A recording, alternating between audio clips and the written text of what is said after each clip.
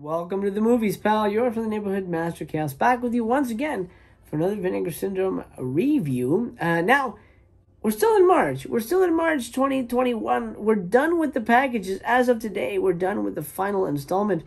And I have to say, I think March 2021 was my favorite month so far. I felt January was pretty weak. I felt February was super weak. As a matter of fact, I no longer have the Fear or Hitcher in the Dark in my collection. I did keep the Giallo box set. So I guess 3-2. But I don't know. I felt like I should have been more interested in those movies than I was. But March, I liked all the movies. As a matter of fact, I would say I loved them. So maybe I'm tipping my hat a little bit as we talk about the final film for the March 2021 bundle. Death Promise from 1977, directed by Robert Warmflash. Warmflash is the name, and Kickin' Dudes is the game. This movie is essentially a 42nd Street hidden gem.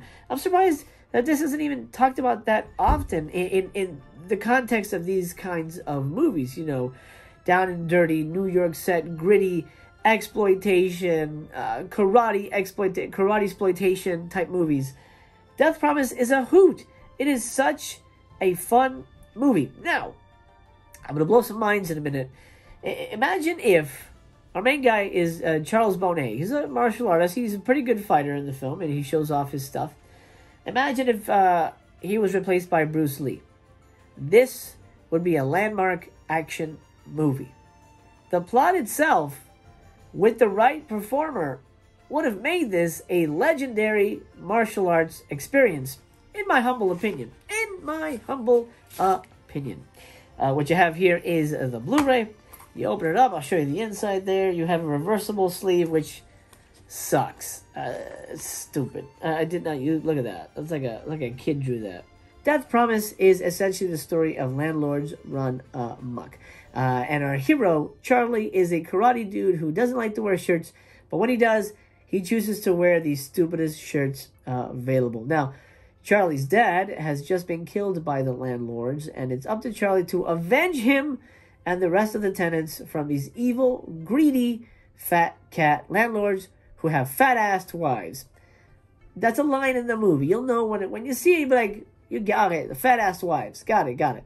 Fat-assed wives aside, Charlie is ready to kick ass, and he's pretty good at what he does. There's a couple of, more than a couple karate fights in the beginning before the murder happens, and he set his path on revenge. His karate teacher says, hey, you're not ready yet. Let me send you to Japan, to my master. He's going to teach you the art of killing, and then you'll be good to go. Come on back and kill these guys. So Charlie says, okay, let's do it. He goes to Japan. We have an extended sequence where he, I guess, gets better at karate than he was before. You know, fine. Sure, okay, that's fine. He finds his way back to New York, and the revenge begins. And I've got to say, you can write this movie off as a cheap 1970s bullshit action movie. Low-budget action, or like, you know, the gimmick is everybody knows karate. But this movie gets pretty dark. The revenge sequences are pretty intense. They're pretty clever. They're not the usual show up at a guy's house, kick him a whole bunch of times, and leave. Charlie's kind of fucking sadistic. I'll say this. This is on one of the stills, so I'm not really giving anything away. One of the landlords is killed by having a bag of hungry rats, I assume they're hungry, put on his head. They proceed to eat his head to death. That's nuts. That's not karate bullshit. That's awesome. That's great writing. As a matter of fact, the one and only feature on here is an interview with the editor, and he speaks about how the writer really wanted to tell the story. He speaks about how the director, even though a newbie, you know, really wanted to make a good film. How everybody essentially wanted to make a good movie and not grindhouse exploitation garbage. And boy, this movie shines. If you really look deep, yeah, not even that deep. The storyline, the dialogue, so many elements in this movie make it rise above the typical bullshit karate movie. For example, Vinegar Syndrome released Death Machines, which is a similar type movie. Karate in the streets, New York, killer kung fu guys. That movie sucks. I'm not a fan of that movie. Maybe if I rewatch it, I'll like it better. My first watch, I was not a fan. This is a way better movie. This feels weighty. It feels important. It feels like there's a real plot. It feels like there's characters that you could follow. And you know what? The fights are good. And the fights are easy to follow. As a matter of fact, they don't go on too long. You're like, okay, just fucking kill the guy already.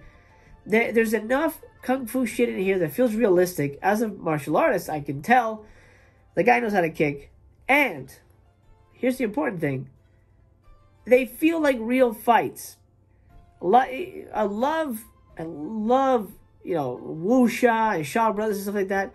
Those don't feel like real fights. Those are very choreographed. These feel like real street fights. And I honestly got to give it to Charles Bonnet, who I believe he's the lead here, and I believe he was the choreographer. He really knows what he's doing. And the fights look realistic. That's a rare thing for this kind of movie. I can't believe I'm saying this. I didn't think I would. Death Promise gets 5 stars from me.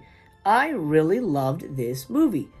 With a caveat, you have to know what you're getting yourself into. If you like 70s gritty exploitation action, you're going to love this fucking movie. Boy, I like this movie a lot. This was a lot of fun. And I love this slip, even though I know it's just a poster art, you know, over black, the matte black. It just looks nice. You got a little rat back here. Very happy to add this movie to my shelf, my collection. Death Promise. Highly recommended here from your old pal Master Chaos.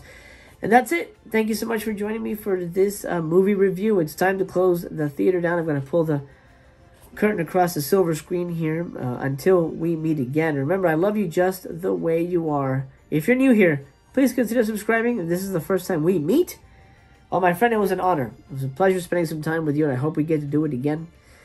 Everyone else, make sure to drop me a thumbs up on your way out of the theater. The theater's closed for now.